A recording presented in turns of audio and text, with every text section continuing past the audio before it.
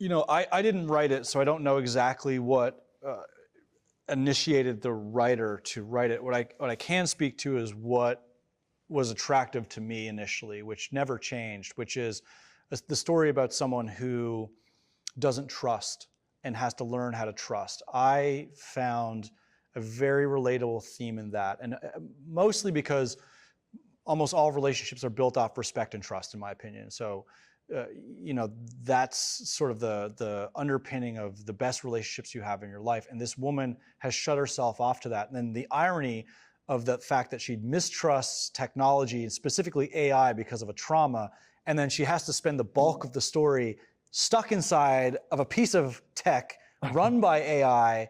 I just thought, okay, this is very rich. And I would say the other aspect is that at this point in my career, I really started focusing on trying to work on projects that I just had never seen before. Like, there was no version of this movie that I'd ever seen where I was like, oh yeah, it's sort of this and this, but put together and done in a different way. I was like, no, this was a hard movie to pitch. The closest thing I could come up with was Castaway if Wilson talked back.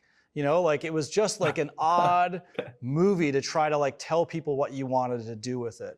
And I have to thank Netflix, because they were very supportive of this from the very beginning. And even, the cast and bringing on Jennifer, this is not a movie that would get made at a lot of places.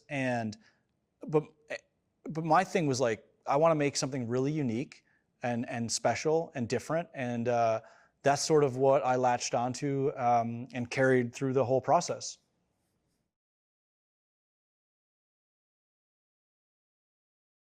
Well, working with her was great. I really, really loved working with her. It was a very kind of intimate experience, because a lot of the time it would just be her in the ARC suit, and then Greg voicing Smith, from a sound booth on stage, and just me and Jen talking. And because she's acting opposite no one most of the time. So we had a lot of conversations throughout the entire process.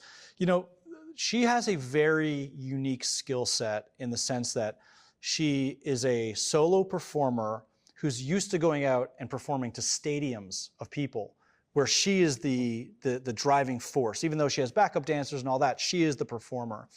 And this material could be very daunting to a lot of actors, because they were in a mech suit by themselves, acting opposite no one for multiple weeks on end. Like, I think she was in that thing for like 6 or 7 weeks, or 7 or 8 weeks. It was a lot of time where she's just acting, in this suit by herself. So a lot of actors, I think, would be very intimidated by taking that on. I think she was initially, but very quickly, what happened, I think, is that she got into the rhythm of being that solo performer. A lot of this physicality comes from a dance background. Like, she's in a big mechanical suit that's moving, and it's driving how she walks. Even though it looks like she's driving how it walks, in reality, when we're recording it, we have to program the suit to walk, so she has to react to it like she's the one causing it, So her skill set lent itself to pulling this off in a really high level, in a really great way. And I would also say, like, that attribute, that virtue of courage, is something that I think she's had to probably have her entire life and her entire career to get where she is. And it was so important for her to have that, to be able to take on a role like this. And it's one of the reasons why I think she delivers like an unbelievable performance, because I think she's so suited to taking on this sort of physical challenge of being there by herself, that once that got comfortable, she could just go into the emotion of it.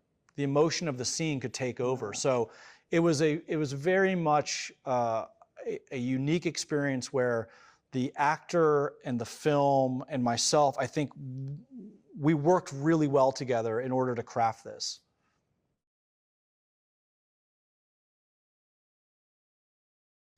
Well, I think the main thing is that, it started for me with, I don't want to repeat what other science fiction films have done before. And most science fiction films have said, AI is the bad guy, the evil robots are coming. And I was like, okay, we've done that. And I get it. It's very dramatic, and I understand it. It's relatable in some ways. But for me, the real reality of it is that AI is just a tool like any other tool.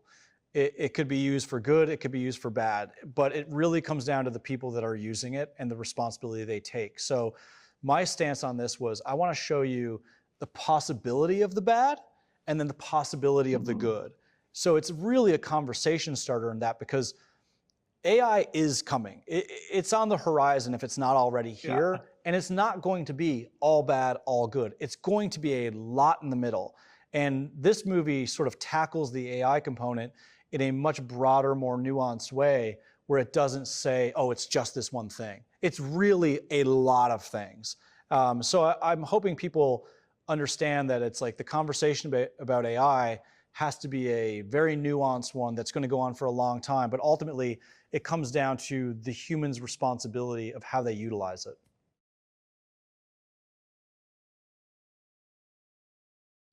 Man, I would say the biggest challenge was just the fact that this movie was done in pieces. Like, I would have to record Jen in the mech suit, and then I would have to record the environment with certain people in the environment that the mech suit was going to go into.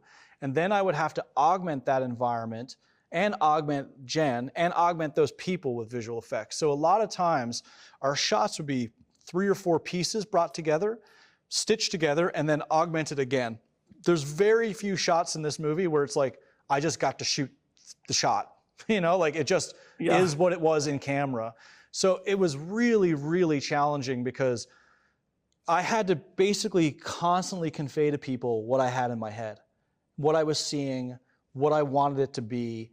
And I also had to explore the possibilities of things. Like, I didn't want to stick to my plan so religiously that I wasn't pushing myself even further. And so that was one of the other really complicated things, is that as much as I'd stick to my plan and shoot my plan, if I saw an opportunity, I would push myself and push my team to explore that in the best way possible. So there was never like a period up until the very end where I was like, okay, you know, the term like good enough does not exist in my vocabulary or anyone who I work with's vocabulary. So it was the visual effects was sort of the most complicated part, because I just wanted to give you the richest world I could, the most complicated world I could, the best tech I could.